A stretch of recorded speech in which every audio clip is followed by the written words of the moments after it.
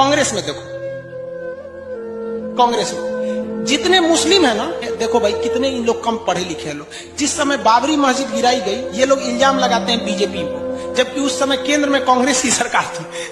भैया 13 लाख फौज थी। अगर केंद्र सरकार चाहेगी तो पत्ती नहीं हिला पाएंगे, मस्जिद गिराने की तो बातें छोड़ दी।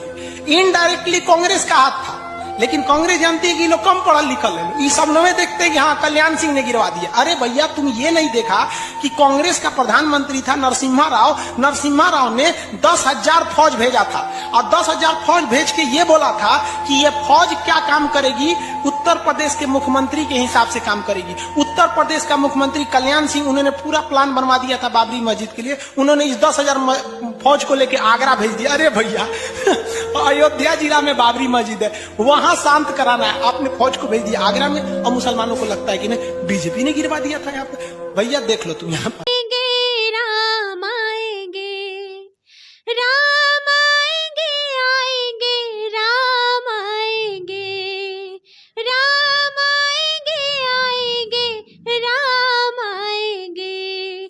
मेरी झोपड़ी के भाग आज खुल जाएंगे, राम आएंगे, राम आएंगे तो अंगना सजाऊंगी, दीप जल के दिवाली मैं मनाऊंगी। राम आएंगे तो अंगना सजाऊंगी, दीप जल के दिवाली मैं मनाऊंगी।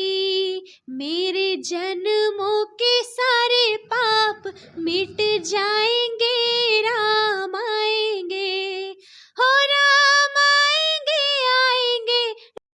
तो आप सभी को पता है कि जब जो अयोध्या मंदिर जो बना है, हर एक चीज़ मतलब वो मन मर्जी से नहीं बना है, कानून की जो सुप्रीम कोर्ट ने आदेश दिया जब ही बना है। और जो बीजेपी को गलती ठहराते हैं ना, हालांकि खान सर ने शुरू में बता दिया होगा। और बातचीत क्या, मेन बात क्या है, मैं क्या बोलना चाहता हूँ कि कभी भी कोई भी डेविड होता है ना कहीं भी, तो ये वाली बात राजनीतिक में भी निकाला जाता है। बट ये हमें बताना पड़ेगा कि भाई ये सब बातें राजनीतिक में मत लाओ। अयोध्या हमारा अक्सा है, एक हमारा मंदिर है, तो ये सब चीज़ें राजनीति में नहीं लाना चाहिए। पहले मैं ये बात क्यों बोल रहा हूँ, पहले आप ये वीडियो देख लीजिए, फिर पता चलेगा आपको। 22 जनवरी एक ट्रैप है जिसमें आप इस देश को जकड़ने की कोशिश कर रहे हैं, असल मुद्दों से भटकाने के लिए। बहुत प्रसन्नता होती है कि लेफ्ट लीनिंग के राजनीतिक विश्लेषक होने के बावजूद क्या धड़ाधड़ कोट किया है इन्होंने धर्म ग्रंथों के। 2014 से पहले कभी दिखाइएगा किसी लेफ्ट लीनिंग वाले ने रामचरितमानस धार्मिक ग्रंथ और शंकराचार्य के बारे में बोला हो। शंकराचार्य को गिरफ्तार करवाया गया था और उसके बाद किसी ने चू नहीं बोली थी। धर्माचार्यों पर लाठी गोली चलवाई गई थी, किसी ने चू नहीं बोली थी। मगर मैं स्वागत करता हूं, अरे साहब अब मोदी की सरकार है तो फिर इतना तो करना ही पड़ेगा। मोदी है तो मुमकिन है, ये भी मुमकिन करा दिया कि जो लोग नास्तिक कहते थे वो आस्तिकता की बात करने लगे। अब बात तथ्यात्मक जवाब देता हूं। धर्म का राजनीति में मेल जोल नहीं होना चाहिए। मस्जिद क्या है? धार्मिक स्थल है ना। बाबर क्या है? राजनीतिक व्यक्ति है ना। ये व्हाट डज बाबरी मस्जिद मीन्स? ये धर्म का राजनीति में सीधा घालमेल नहीं है। जबकि सुप्रीम कोर्ट हमेशा डिस्प्यूटेड स्ट्रक्चर, विवादित ढांचा कह रहा है, मगर ये सब बाबरी मस्जिद। ये बाबर और मस्जिद को मिलाकर, बादशाहत और सियासत को मिलाकर ये कौन सी अकीदत कर रहे थे, इसका जवाब चाहिए। धर्म और राजनीति का घालमेल नहीं होना चाहिए। तो मैं कहना चाहता हूं, बताइए धार्मिक मान्यता शरिया के एक नहीं दर्जन भर कानून भारत के संविधान के हिस्से बनाए गए। ट्रिपल तलाक, हलाला, मेहरम, हज सब्सिडी, और अगर सुप्रीम कोर्ट उसके खिलाफ हुआ तो सुप्रीम कोर्ट के न्यायालय को के डिसीजन को रौंद कर शरिया को यानी धार्मिक कानून को इस देश के कानून से ऊपर कर दिया गया। अब अगला पॉइंट, इन्होंने कहा था कि धर्म का कोई स्थान नहीं होना चाहिए। मान्यवर, इस देश के राष्ट्रीय ध्वज के ऊपर जो अशोक का चक्र है वो क्या है? सारनाथ का धम्म चक्र है। इस देश की लोकसभा की अध्यक्ष की पीठ के पीछे क्या लिखा है? धर्म चक्र प्रवर्तनाय।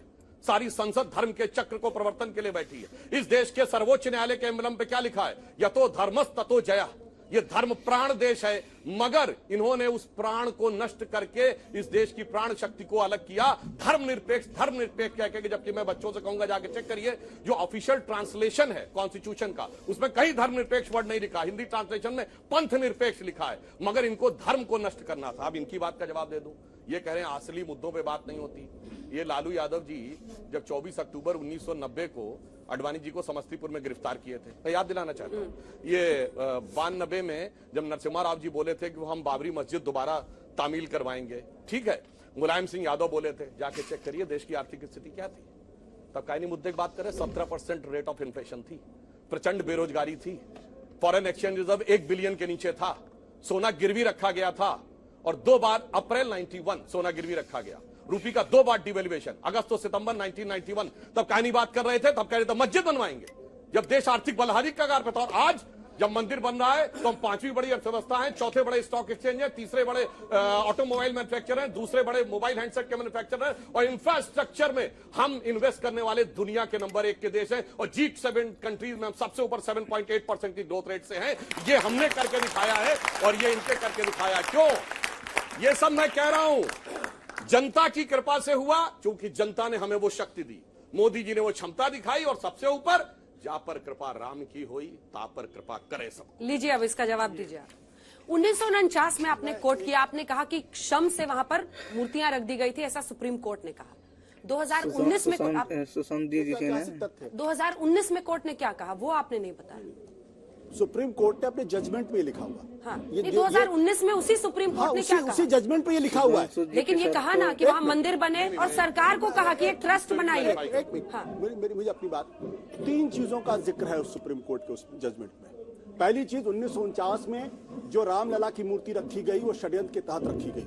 ये सुप्रीम कोर्ट का जजमेंट है, मेरा जजमेंट नहीं है। बाबरी मस्जिद जो गिराई गई उसको अपराध बताया गया, ये मेरा कहना नहीं है, तो सुप्रीम कोर्ट का कहना है। पढ़ ली, सारे बच्चों को पढ़ना चाहिए उसको।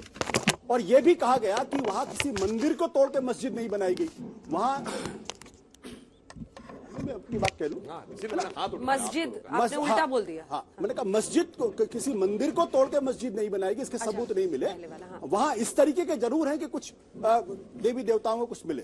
ये 3 चीजें सुप्रीम कोर्ट ने, मैंने तो नहीं कही। आप पिछले 40 साल से लगातार कैंपेन कर रहे हैं कि बाबरी मस्जिद को, राम मंदिर को तोड़ के बनाया गया, राम मंदिर को तोड़ के। अरे सुप्रीम कोर्ट ने आपके झूठ को पकड़ के लोगों के सामने रखा, मैंने तो नहीं रखा है।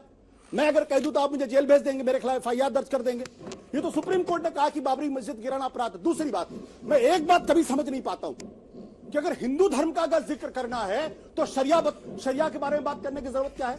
राम मंदिर का जिक्र करना है, बाबरी मस्जिद की जरूरत क्यों है? सत्यमेव जयते आप तय कर लीजिए को आपकी संस्कृति का हिस्सा या धर्म का हिस्सा है। आप तय नहीं करना।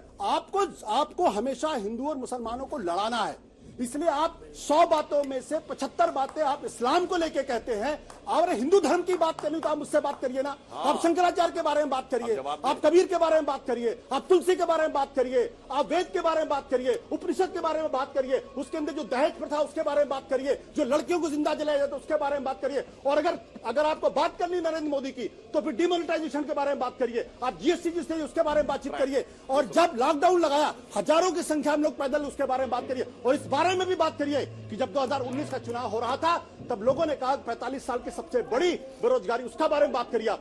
और वही उसी जब महामारी थी उस क्वार्टर में 3.7% आपकी हुई। आज आप 7% के बारे में बातचीत करते हैं।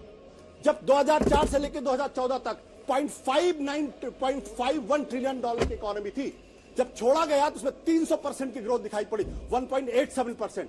आपके लिए कितना किया? 1.87 से 3.51 कितना हुआ? कितने परसेंट ग्रोथ हुई? और इतना ही नहीं, 8.5% वर्ल्ड इकोनॉमी कहती है GDP की ग्रोथ इतनी थी। आपके जमाने में हिंदुस्तान नीचे गया है, आगे नहीं गया। जवाब दीजिए सुधांशु जी। अर्थव्यवस्था जो आपकी बात वो कह रहे राम मंदिर पर भी आप हिंदू मुस्लिम लड़ाई कराना चाहते हैं। भाई मैं इनका बहुत मैं सम्मान तो कहता हूं बिना इस्लाम के जिक्र के एक सेंटेंस बोल दे तो मैं बात मानूं। बिना बाबरी मस्जिद, बिना शरीयत, बिना इस्लाम, बिना बाबरी आज इन्होंने एक के बाद एक गलत, इनका बहुत साफ इन्होंने कह दिया कि धर्मनिरपेक्षता की बात एक धर्म को समझाना है, बाकी का तो पूरा मान लेना है।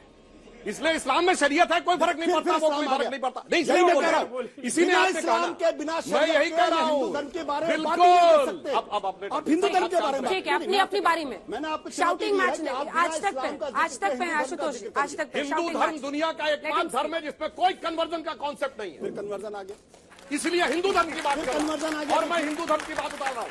सुनिए, हमने दुनिया में कभी इन्वेजन नहीं किया, ये तो हिंदू धर्म की बोल रहा हूं ना। अब जवाब देता हूं जो इन्होंने कहा होकर स्वतंत्र मैंने कब चाहा मैं कर लूं जग को गुलाम, मैंने तो सदा सिखाया है अपने मन को करना गुलाम, अपने को जीतो। गोपाल राम के नामों पर कब मैंने अत्याचार किया, कब दुनिया को हिंदू करने घर घर में नरसंहार किया। कोई बतलाए काबुल में जाकर कितनी मस्जिद तोड़ी। भूभाग नहीं शत शत मानव के हृदय जीतने का निश्चय, हिंदू तन मन हिंदू जीवन रग रग हिंदू मेरा परिचय। यह है हमारा असली हिंदू। अब इनका बात बताता हूं। अभी इन्होंने बोला 45 साल की सबसे बड़ी बेरोजगारी। ये बताइए जब सोना गिरवी रख दिया गया है, देश की बैंकरप्सी हो गई, 1 बिलियन से उस समय बेरोजगारी ज्यादा थी, बेरोजगारी कम थी और इस समय कम है। क्या बोलते हैं भाई, हम 2024 में खड़े हैं। 45 साल मतलब 1978-79 जाके देखिए, ग्रोथ रेट 1.8%। 80 के दशक में महंगाई 12%, 14%। भाई साहब नौकरी के लाने लगे हुए होते थे, सरकारी नौकरी के अलावा कोई कुछ होती नहीं थी। उस जमाने की फिल्में पिक्चरों से लेके बुजुर्गों से पूछिए, झूठ का कोई भी आके कारोबार शुरू कर देते। 45 साल की सबसे बड़ी बेरोजगारी, 45 साल का सबसे बड़ा वो। अब इनकी दूसरी बात बताता हूं। कहते हैं वर्ल्ड की ग्रोथ रेट 8.1 है, जाके चेक करिए। क्रिस्टोना जॉर्जिवा IMF की चीफ, उसने कहा 2.3% है। सुप्रीम कोर्ट ने कहीं नहीं कहा कि मंदिर तोड़ के मस्जिद बनाई गई, सरासर झूठ। सुप्रीम कोर्ट ने यह बोला कि 12वीं शताब्दी में वहां पे मंदिर था, इसका कोई सबूत नहीं मिलता। 12वीं शताब्दी में 1000 साल पहले का आर्कियोलॉजिकल एविडेंस, डॉक्यूमेंट्री एविडेंस है। और अगर आर्कियोलॉजिकल एविडेंस की बात कहेंगे तो 6 दिसंबर 92 से पहले वहां पे कोई ढांचा था, इसका आज कोई आर्कियोलॉजिकल एविडेंस नहीं, सिर्फ डॉक्यूमेंट्री एविडेंस है। यह इन्होंने झूठ बोला। तीसरी बात, 1949 की बात कही तो सुप्रीम कोर्ट ने उसके आगे क्या बोला। 49 को वहां मूर्तियां स्थापित होने के बाद कोर्ट की परमिशन से तो पूजा चलती रही, तो सारे कोर्ट के निर्णय गलत थे। 53 साल तक ये तो नहीं माना कोर्ट ने। और एक और बात बताऊं, आपको पता है जब मूर्तियां प्रकट हुई, सुनिए, आप सुनिए, मूर्तियां प्रकट हुई उसकी गवाही किसने दी थी? यूपी पुलिस का सिपाही था जो वहां ड्यूटी पे था, उसका मजिस्ट्रेट के सामने दिया गया बयान है कि एक अलौकिक दृष्टि मुझे रोशनी दिखाई पड़ी और उसके बाद जब वो रोशनी हटी तो वहां के ऊपर मूर्तियां थी। उस सिपाही का नाम जानते क्या था? अब्दुल बरकत। अब्दुल बरकत को तो रोशनी 49 में दिख गई थी, 2024 तक नहीं दिख रही। अब सुनिए, एक और बात सुनिए, एक लाइन और। बाबरी मस्जिद का पैरोकार कौन है? मुद्दई जो लड़ रहा था केस, इकबाल अंसारी। और महानता देखिए राम जन्मभूमि ट्रस्ट की कि इनवाइट इकबाल अंसारी को भी किया, गोली चलवाने वालों को भी, और इकबाल अंसारी आ रहा है। अब कहा बताएं भैया, अब्दुल बरकत से लेके इकबाल अंसारी तक, जिसे कहते हैं नया मुल्ला प्याज ज्यादा खाता है, यहाँ गैर मुल्ला प्याज ज्यादा खा रहा है और आंसुएं निकलवाने के चक्कर में। छोटा सा जवाब, क्योंकि मुझे इनके पास भी और सवाल भी लेना, छोटा सा जवाब देना पड़ेगा। पहली बात, आप मुझे मिसकोट मत करिए। आपने क्या बोला ना? मैंने कहा 2004 से लेकर 2014 तक जो अर्थव्यवस्था भारत की जीडीपी थी वो 8% के ऊपर थी। आपने उसको इंटरनेशनल से जोड़ दिया, पहली बात। दूसरी बात, अब आप मजिस्ट्रेट के सामने दिए हुए बयान को महत्वपूर्ण मानेंगे या सुप्रीम कोर्ट का जो जजमेंट है उसको बड़ा मानेंगे? अब या आप तय कर लीजिए, या आपकी भारत की ज्यूरिस्प्रूडेंस, भारत की न्यायपालिका की समझ है, मेरी समझ नहीं हो सकती। सुप्रीम कोर्ट, आचार्य जी, सुप्रीम कोर्ट ने स्पष्ट तौर पे कहा है कि षड्यंत्र के तहत वहां पे मूर्ति रखी गई और इसके डॉक्यूमेंट्री एविडेंसेस है, सैकड़ों किताबें ऐसी हैं। कोर्ट ने कहा ना मंदिर बनेगा, कोर्ट ने कहा तो देख लिया आपने, ये था। तो यार कहीं ना कहीं ये सब चीज़ें गलत है। राजनीतिक अपने जगह में चमकाओ और जो अपना हमारा आस्था जो है, हम जहाँ पे हर एक चीज़ हर तरीके से दुख मिलता है तो हम वहाँ पे जाते हैं, मन को एक सुकून मिलता है। ये तो हमारा इमोशन से ये जुड़ी हुई चीज़ है, एक इबादत वाली जगह है। तो ऐसी जगह से यार इबादत करना नहीं, राजनीतिक नहीं करना चाहिए। बस यही था मेरा कहना। बाकी आप लोग क्या कहते हो कमेंट करके बताएं। और दूसरी चीज़, आप लोग को तो फाइनल हो ही गया होगा ना, जब बीजेपी सरकार नहीं थी जब ही ये गिराया गया था बाबरी मस्जिद को।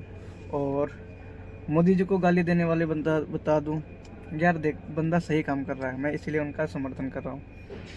देखो अयोध्या इतना बड़ा मंदिर बना रहा है, ऊपर से मस्जिद भी इतना बड़ा बना रहा है। पूरी दुनिया में शायद ऐसा नहीं है जो कुरान पाक वहाँ पे रख रहा है, दुनिया का सबसे बड़ा रिकॉर्ड तोड़। तो जातिवाद में उलझे ना रहे। देखो हर मजहब के लोग आते हैं, गाते भी हैं। शबनम शेख भी, वो भी पैदल यात्रा कर रही है। और ये देखो ये मुसलमान लड़की भी इतना अच्छा गा रही है इसमें। तो कहीं ना कहीं इस सब जातिवाद के चक्कर में ना पड़े। बस ये कुछ राजनीतिक कुछ दल जो होते हैं वो लोग ऐसा भड़का बयान करते हैं, तो उनको इग्नोर करो और अपना देश में रहो सब हंसी खुशी से, भाईचारा से। और इतना कहना चाहता हूँ और मिलते हैं नेक्स्ट वीडियो में गाइस। जय हिंद, जय भारत, वंदे मातरम।